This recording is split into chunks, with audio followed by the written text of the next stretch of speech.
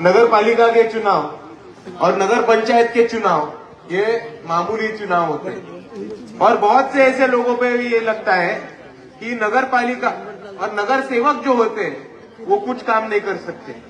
असली ताकत यहाँ के आमदार और खासदार के पास होती है। लेकिन भाइयों, आज हमें ये गलतफहमी दूर करनी होगी।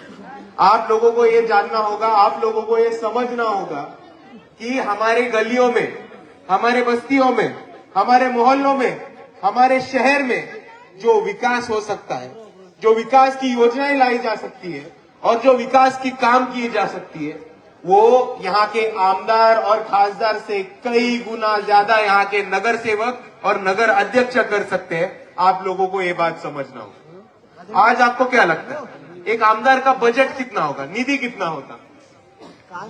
2 करोड़। एक खासदार का निधि कितना होगा? 5 करोड़। लेकिन अगर नगर अध्यक्ष ने दलित बस्ती का विकास करने की सोच ली तो हमारे कारंजे के ही दलित बस्ती का विकास का निधि ये 15 करोड़ से ज्यादा होता। तो आप सोचो और आप मेरे को बताओ कि कौन ज्यादा बड़ा है, 2 वाला, 5 वाला या 15 वाला? 15 वाला।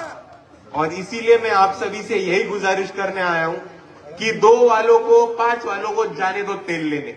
अभी टाइम आया है 15 वाला चुन के लाने का, और ये 15 वाला चुन के लाने में सिर्फ और सिर्फ वंचित बहुजन आघाड़ी का ही नगर सेवक और वंचित बहुजन आघाड़ी का ही नगर अध्यक्ष आपको चुन के लाना है। और काम की बात करें, विकास की बात करें तो कारंजा में विकास के मुद्दे भरपूर।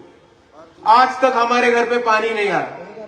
8-8, 9-9 दिन, 4-4, 5-5 दिन पानी के लिए रुकना पड़ता है। और इसीलिए मैं आप सभी से यही कहना चाहता हूं कि अगर वंचित बहुजन आघाड़ी का नगर अध्यक्ष और नगर पालिका में नगर सेवक चुन के आते हैं और वंचित बहुजन आघाड़ी सत्ता में आती है तो हर घर को नल और हर नल को रोज पानी देने का काम वंचित बहुजन आघाड़ी कारंजा नगर पालिका के अंदर करेगी। और उसी तरह से मैं कहना चाहता हूं कि आज यहाँ पे नालियों का बड़ी समस्या है। नालियों का काम शुरू करके वंचित बहुजन आघाड़ी अंडरग्राउंड भूयारी, गटर और नाली की व्यवस्था करने का काम भी कारंजा सिटी में करना चाहेगी। और उसी साथ साथ मैं कहना चाहता हूं कि आज कारंजा में एक ये बड़ी समस्या है कि हमारे स्कूल बंद पड़ रहे हैं।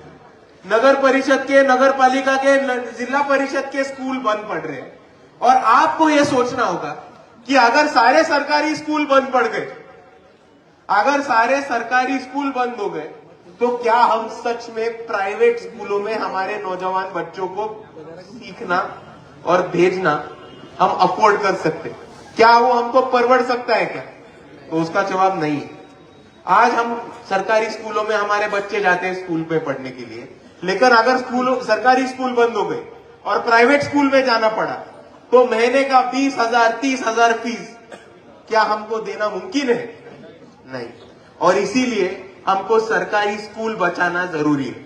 और मैं आपको इसी वक्त बताना चाहता हूं कि अकोला जिले में, ज्यादा दूर नहीं आपसे, आपको बगल में है, अकोला जिले में वंचित बहुजन आघाड़ी पिछले 35 साल से सत्ता में है जिला परिषद में।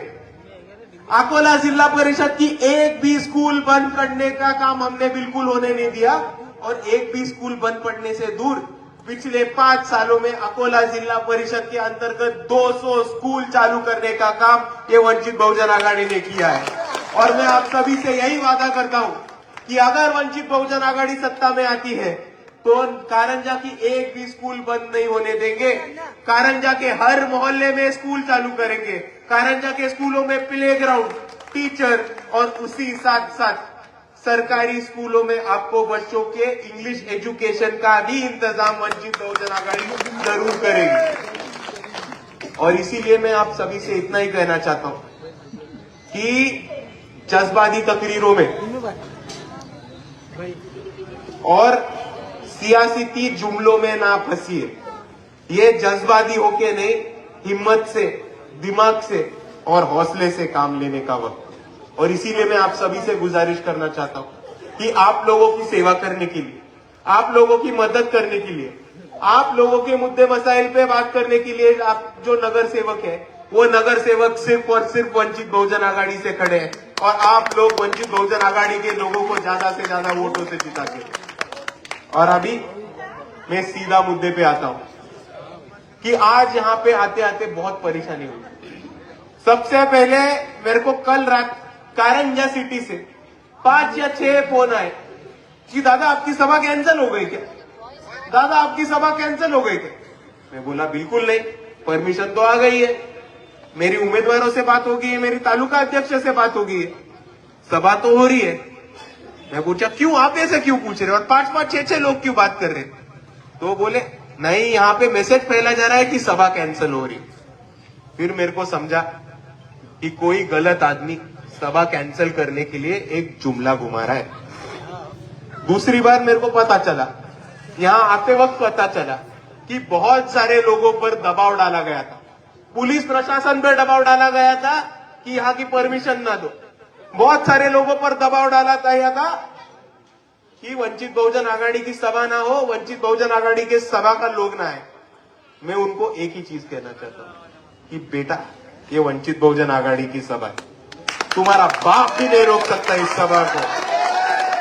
ये वो वंचित बहुजन आघाड़ी है, ये वो वंचित बहुजन आघाड़ी है जिन्होंने महाराष्ट्र ने भारत के इतिहास में पहला मोर्चा आरएसएस के कार्यालय पे निकाला था। पहला मोर्चा आरएसएस के कार्यालय पे निकाल के इन चट्टी वालों को ठिकाने लगाने का काम करने वाले वंचित बहुजन आघाड़ी है। तुम्हारे कारण देके 2-4 चुटपुट नेता से डरने वाले लोग नहीं है। अगर जीप पे उतर आए तो उनको कारंजा से तड़ीपार 5 मिनट में कर सकते हैं।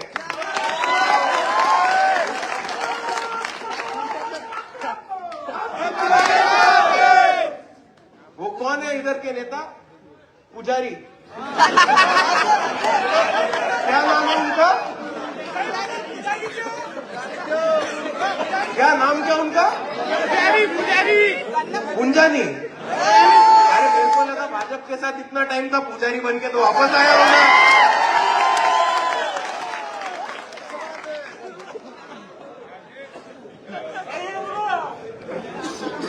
और अभी सैयद भाई ने जो बोला, नासिर भाई ने जो बोला वो बिल्कुल सही बोला है, उसमें कोई गलत बात नहीं। ये बात सच है कि टिकट मांगने अकोला आए थे, टिकट मांग के 5-5 बार बोला था बाला साहब कारंजा का टिकट दो ना, बाला साहब कारंजा का टिकट दो ना, बाला साहब कारंजा का टिकट दो ना। बाला साहब एक ही बार बोले कि देखो तुमने जो मुसलमानों के खिलाफ बयां किया है, उस बयां के बाद वंचित बहुजन आघाड़ी के दरवाजे हमेशा के लिए तुम्हारे लिए बंद है। और तभी हमने ये तय किया था कि जो आदमी खुद के शहर का नहीं हो सकता, वो आदमी खुद के कौम का नहीं हो सकता, जो आदमी मिल्लत का नहीं हो सकता, वो किसी भी पार्टी का या वो किसी का भी नेता का नहीं हो सकता। ये बात याद रखना। और फिर मेरे को एक चीज समझ में नहीं आई कि जिन आदमी ने भाजपा में गए, जो आदमी अजित पवार के साथ गए, जिन आदमी ने मुसलमानों को गाली दिया, जिन आदमी ने कौम और मिल्लत के खिलाफ बयान किया, उनको एमआईएम का टिकट कैसे मिला। फिर मेरे को पता चला कि एमआईएम का टिकट वोटों पे नहीं नोटों पे बंटता है यहाँ का। और भाई इसीलिए मैं आप सभी से कहना चाहता हूं कि कुछ बातें आपको कड़वी लगेगी, लेकिन याद रखना, और कड़वी लगी, आपने गुस्सा किया तो भी नहीं फर्क पड़ता, मैं बोल के जाऊंगा। बोलूं क्या? तो 2-3 दिन से यहाँ पे मजलिस की बड़ी बड़ी रैली चल रही थी, बड़े बड़े लोग आके तकरीर करके जा रहे थे, जज्बाती तकरीर करके जा रहे थे और बहुत कुछ बोल के जा रहे थे। लेकिन मैं आपसे कुछ 2 या 3 सवाल पूछना चाहता हूं कि इम्तियाज जलील खासदार बने, किसके बदौलत बने, किसके सपोर्ट पे बने? वंचित बहुजन आघाड़ी ने 2019 में उनको सपोर्ट किया, वंचित बहुजन आघाड़ी ने 2019 में उनको सपोर्ट किया, उनको ताकत दी, उनको वोट दिया और उनको औरंगाबाद का खासदार बनाया। और वंचित बहुजन आघाड़ी की वजह से महाराष्ट्र में पहला मुसलमान